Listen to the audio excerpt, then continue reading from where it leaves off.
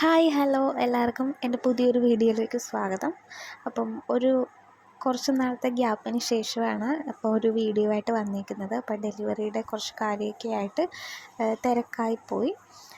എനിക്ക് നമ്മുടെ ലാസ്റ്റത്തെ വീഡിയോയിൽ ഞാൻ പറഞ്ഞിരുന്നു ഹോസ്പിറ്റൽ ബാഗ് പാക്കിങ്ങിൻ്റെയൊക്കെ വീഡിയോ ചെയ്യാമെന്ന്. പക്ഷെ അത് ചെയ്യാൻ പറ്റിയില്ല. പെട്ടെന്നായിരുന്നു എനിക്ക് അഡ്മിറ്റ് ആകേണ്ടി വന്നത്. അത് കാരണം ആ വീഡിയോസൊന്നും എടുക്കാൻ പറ്റിയില്ല. കുറച്ച് നീണ്ട ഇടവേളയ്ക്ക് ശേഷം വീണ്ടും ഒരു വീഡിയോ ആയിട്ട് എത്തിയേക്കുവാണ്. ഇന്നത്തെ വീഡിയോ എന്താണെന്ന് വെച്ചിട്ടുണ്ടെങ്കിൽ ഇങ്ങനെ കാത്തിരുന്നൊരു ദിവസമാണ്. എൻ്റെ അനിയൻ ഇന്ന് ദുബായിൽ നിന്ന് നാട്ടിലോട്ട് വരുവാണ്. 3 വർഷങ്ങൾക്ക് ശേഷമാണ് അവൻ എത്തുന്നത്. എൻ്റെ മാരേജ് കഴിഞ്ഞിട്ട് 2021 പോയതാണ്. 2021 ഡിസംബറിലായിരുന്നു അവൻ പോയത്. കറക്റ്റ് പോയ ആ ദിവസം തന്നെ വരുവാണ്. 2024 ഡിസംബറിൽ അവൻ തിരിച്ച് വരുവാണ്. അതിൻ്റെയൊക്കെ ഒരു എക്സൈറ്റ്മെൻറ്റൊക്കെയാണ്. നെടുമ്പാശ്ശേരിയിലാണ് പോകേണ്ടത്. രാവിലെ തന്നെ ഞാൻ കുളിച്ച് റെഡിയായിട്ടൊക്കെ നിന്നിരുന്നു. കുഞ്ഞിനെ ഒരുക്കി അപ്പുറത്ത് കിടക്കുവാണ്. കുഞ്ഞിൻ്റെ ഫേസൊന്നും ഞാനിതിൽ റിവീൽ ചെയ്യുന്നില്ല. അത് ബാപ്റ്റിസം കഴിയുമ്പോഴത്തേനും പിന്നെ കാണിക്കുന്നതായിരിക്കും. ഞാൻ മുടിയൊക്കെ കെട്ടി ഡ്രസ്സൊക്കെ ഇട്ട് ഫേസിൽ നമുക്ക് ഇവിടുന്ന് ഞങ്ങൾ 1 മണിക്കായിരുന്നു ഇറങ്ങേണ്ടിയിരുന്നത്. അവൻ 6 മണിയാകുമ്പോഴത്തേനും എയർപോർട്ടിൽ നമ്മളവിടെ എത്തണം. അതുകൊണ്ട് ഉച്ചയ്ക്ക് പോകുന്നത് കൊണ്ട് തന്നെ ഞാൻ സൺസ്ക്രീം അപ്ലൈ ചെയ്യുന്നുണ്ട്. ഡേം ഡോക്കിൻ്റെ സൺസ്ക്രീമാണ് ഞാനിവിടെ അപ്ലൈ ചെയ്യുന്നത്. ഇതിൻ്റെ ഒരു ഷോർട്ട് വീഡിയോ ഞാൻ നമ്മുടെ ചാനലിൽ പോസ്റ്റ് ചെയ്തിട്ടുണ്ടായിരുന്നു. ആ സൺസ്ക്രീം ഞാൻ നല്ല രീതിയിൽ അപ്ലൈ ചെയ്യുന്നുണ്ട്. ഈ ഒരു സൺസ്ക്രീം ഫേവറേറ്റ് ആകാൻ കാരണം ഇതൊരു ജെൽ ടൈപ്പാണ്. നമ്മുടെ സാധാ സൺസ്ക്രീം ഇടുമ്പം ഒരു 2 മിനിറ്റ് പിടിക്കും പേസ്റ്റ് കണക്കിരുന്നിട്ട് അതൊന്ന് ഫേസിലോട്ടൊന്ന് അബ്സോർബ് ആകാൻ. പക്ഷേ ഇത് നല്ല ജെൽ ടൈപ്പ് ആയതുകൊണ്ട് തന്നെ ഈസിയാണ്. ഞാൻ ഇതായിരുന്നു ഇട്ടത്. ഒരു വൈറ്റ് ഷർട്ടും ജീൻസും ആയിരുന്നു ഇട്ടിരുന്നത്. സൺസ്ക്രീം അപ്ലൈ ചെയ്തതിന് ശേഷം ഞാൻ മാമ-എർത്തിൻ്റെ റൈസ് മോയ്സ്ചറൈസറാണ് ഞാൻ ഇടുന്നത്. ഇതും നമ്മുടെ ചാനലിൽ ഷോർട്സിൽ ഞാൻ ഇട്ടിട്ടുണ്ടായിരുന്നു. നല്ലൊരു മോയ്സ്ചറൈസറാണ് കേട്ടോ. കറൻ്റ്ലി ഇതെൻ്റെ ഒരു ഫേവറേറ്റാണ്. എനിക്ക് തോന്നുന്നു ഞാൻ ഇതുവരെ അങ്ങനെ മോയ്സ്ചറൈസറൊന്നും യൂസ് ചെയ്യാത്ത ഒരാളായിരുന്നു. പക്ഷേ ഇതെനിക്ക് നല്ല രീതിയിൽ ഇഷ്ടപ്പെടും. നമ്മുടെ ഫേസ് നന്നായിട്ട് മോയ്സ്ചറൈസർ ആകാൻ വേണ്ടിയിട്ട് ഹെൽപ്പ് ചെയ്യുന്നുണ്ട്. എൻ്റെ ഓയിലി സ്കിന്നാണ്. എൻ്റെ ഈ സ്കിൻ ടൈപ്പിന് ഇത് നന്നായിട്ട് യൂസ് ആകുന്നുണ്ട്. ഞാൻ കുറച്ച് കഴുത്തിലൊക്കെ അപ്ലൈ ചെയ്തതിന് ശേഷം ഞാൻ ഇവിടെ ഒരു ലിപ് ബാം, ഇത് ഞാൻ സ്റ്റുഡിയോയിൽ നിന്ന് മേടിച്ച ലിപ് ബാമാണ് കേട്ടോ. ചെറി ഫ്ലേവറിൻ്റെയാണ്. ലിപ് ബാം ഞാൻ അപ്ലൈ ചെയ്ത് കൊടുക്കുന്നുണ്ട്. മോയ്സ്ചറൈസർ അപ്ലൈ ചെയ്തതിന് ശേഷം 2 മിനിറ്റ് വെയിറ്റ് ചെയ്തതിന് ശേഷം ഞാൻ പൗഡർ യൂസ് ചെയ്യുന്നുണ്ട്. എനിക്കങ്ങനെ നമ്മുടെ ഫൗണ്ടേഷൻസൊക്കെ ഒന്നും ഞാനങ്ങനെ യൂസ് ചെയ്യാറില്ല. എന്തെങ്കിലും ഒരു ഫങ്ഷൻ അല്ലാതെ ഞാനങ്ങനെ റെയറാണ്. ഞാൻ യൂസ് ചെയ്യാറില്ലെന്ന് തന്നെ പറയാം. ഞാൻ പൗഡറാണ് യൂസ് ചെയ്തേക്കുന്നത്. അതിനുശേഷം ഡാസ്ലറിൻ്റെ ലിപ്സ്റ്റിക്കാണ്. ഇതും നമ്മുടെ ചാനലിൽ ഞാൻ പോസ്റ്റ് ചെയ്തിട്ടുണ്ട് ഷോർട്സിൽ. നല്ലൊരു അടിപൊളി ഷെയ്ഡാണ്. അതുപോലെ തന്നെ സ്മെല്ല് കുഴപ്പമില്ല. നല്ലൊരു സിറപ്പിൻ്റെ ആ ഒരു സ്മെല്ലാണ്. പക്ഷേ ഷെയ്ഡ് വന്നിട്ട് അടിപൊളി സൂപ്പർ ഷെയ്ഡാണ്. ഇത് വാട്ടർ പ്രൂഫാണ്. ഞാൻ ലിപ്സ്റ്റിക്ക് അപ്ലൈ ചെയ്ത് കഴിഞ്ഞു. അതിനുശേഷം ഞാൻ ഐ ഷാഡോ പാലറ്റാണ് എടുക്കുന്നത്. നല്ലൊരു ഐ ഷാഡോ പാലറ്റാണ്. നല്ല ഷെയ്ഡ്സാണ് ഇതിലുള്ളത്. ഇതാണ് ഇതിൽ വരുന്ന ഷെയ്ഡ്സ്. ഞാൻ ഇതിൽ നിന്ന് ഒരു ന്യൂഡായിട്ടുള്ളൊരു ഷെയ്ഡ് നോക്കിയാണ് ഞാൻ ഇടുന്നത്.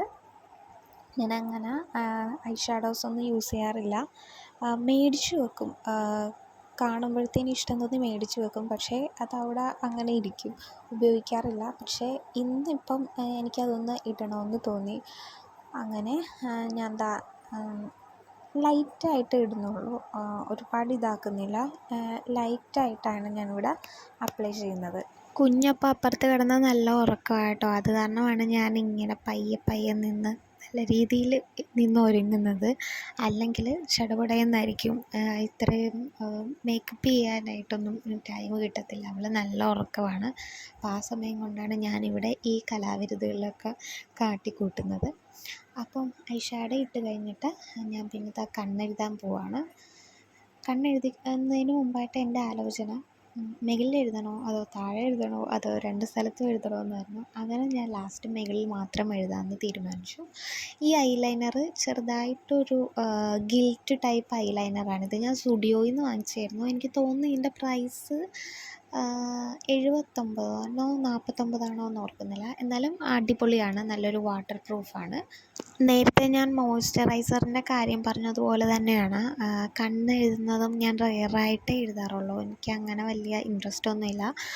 എവിടെ പോയാലും മസ്റ്റായിട്ട് ഞാൻ ചെയ്യുന്നത് ലിപ്സ്റ്റിക്ക് മാത്രം ഇടുന്ന, പൊട്ട് പോലും ഞാനങ്ങനെ തൊടാറില്ല. അപ്പം ഇന്ന് എന്തോ അനിയൻ വരുന്ന ത്രില്ലിൽ നന്നായിട്ടൊന്ന് ഒരുങ്ങി എയർപോർട്ടിലൊക്കെ പോകാം എന്ന് വിചാരിച്ചു.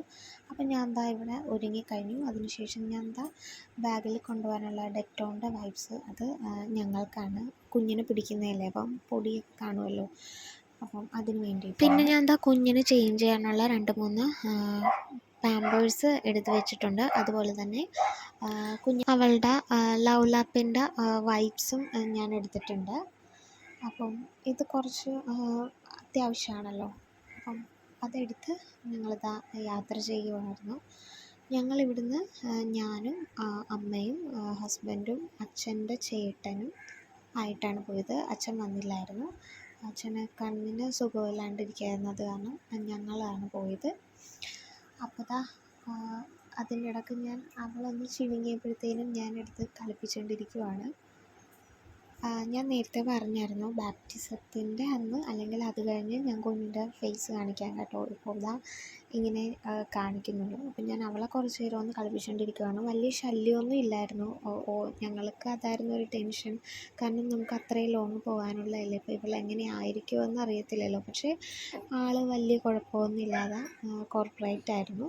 അപ്പം എനിക്ക് നന്നായിട്ട് ദാഹിക്കുന്നുണ്ടായിരുന്നു. അപ്പം ചെറുതായിട്ട് വിശക്കുകയും ചെയ്യുന്നുണ്ടായിരുന്നു. അങ്ങനെ 2 ലേസും വെള്ളവും കൂടെ മേടിച്ച് ഞാനതിലിരുന്ന് കഴിക്കുകയായിരുന്നു. നല്ല തലവേദന ഉണ്ടായിരുന്നു. അത് കാരണം എയർപോർട്ടിൽ വെച്ച് ചെന്നിട്ടും ഉള്ള വീഡിയോസൊന്നും എനിക്ക് എടുക്കാൻ പറ്റിയില്ല. അത്രയ്ക്ക് ക്ഷീണമായിരുന്നു. കുഞ്ഞ് ഇപ്പം നൈറ്റ് അങ്ങനെ ഉറങ്ങാത്തത് കാരണം അടുപ്പിച്ച് നമ്മളിങ്ങനെ ഉറക്കം നിൽക്കുമ്പോഴും അതിൻ്റേതായിട്ടുള്ള യാത്ര പോകുമ്പം അറിയാമല്ലോ, നമ്മൾ ആ ഉറക്കം നിൽക്കുന്നതിൻ്റെ ഇതെല്ലാം യാത്ര ചെയ്യുമ്പോഴേ നമുക്ക് അതിൻ്റെ ക്ഷീണം അറിയത്തുള്ളൂ. അത് കാരണം നല്ല രീതിയിൽ ടയേർഡായിരുന്നു ഞാൻ. നല്ല തലവേദന ഉണ്ടായിരുന്നു. ഞാൻ ഒരു കണക്കിനാണ് ഞാൻ ഇരുന്നത്. അങ്ങനെ ഞാൻ ഇതിപ്പം അവരോട് വേണമെന്ന് ചോദിക്കുവാണ്. അപ്പം അവർക്കും കൊടുത്ത് ഞാനിരുന്നത് കഴിച്ചുകൊണ്ടിരിക്കുവാണ്. ആദ്യമായിട്ടാണ് അവൻ കുഞ്ഞിനെ കാണാൻ പോകുന്നത്. മാമൻ്റെയും മോളുടെയും ആദ്യത്തെ കൂടിക്കാഴ്ചയാണ് എയർപോർട്ടിൽ വെച്ചിട്ട്. നല്ല എക്സൈറ്റ്മെൻറ്റാണ്. ഫോണിലെ വീഡിയോ കോളിലൂടെ കണ്ടിട്ടുള്ളൂ. ഞാൻ നേരത്തെ പറഞ്ഞായിരുന്നല്ലോ, എൻ്റെ കല്യാണം കഴിഞ്ഞപ്പോൾ പോയതാണവൻ. അപ്പം വിചാരിച്ച അത്ര ട്രാഫിക് ബ്ലോക്ക് ഇല്ലായിരുന്നു. എന്നാലും റോഡ് പണിയൊക്കെ നടക്കുന്ന കാരണം ചെറിയൊരു ബ്ലോക്ക് ഉണ്ടായിരുന്നു. എന്നാലും വലിയ കുഴപ്പമില്ലായിരുന്നു. അപ്പം അവൾ ഒരുറക്കം കഴിഞ്ഞ് പിന്നെയും എൻ്റെ കയ്യിൽ വന്നു. ഞാനപ്പം കുറച്ച് നേരം ഇരുത്തി കളിപ്പിക്കുവാണ്. അവൾക്ക് ഭയങ്കര ഇഷ്ടമാണ് കേട്ടോ ഇങ്ങനെ കവളത്ത് വന്നിട്ട് ഇങ്ങനെ എടുക്കുന്നത്. ചിരിക്കുകയൊക്കെ ചെയ്യും ഒച്ചത്തിൽ കിടന്ന്. ഇങ്ങനെ ചെയ്യുമ്പോഴത്തേനും ഒക്കെ ഭയങ്കര ഇഷ്ടമാവും. കുറേ നേരം ഇങ്ങനെ ഇരിക്കും.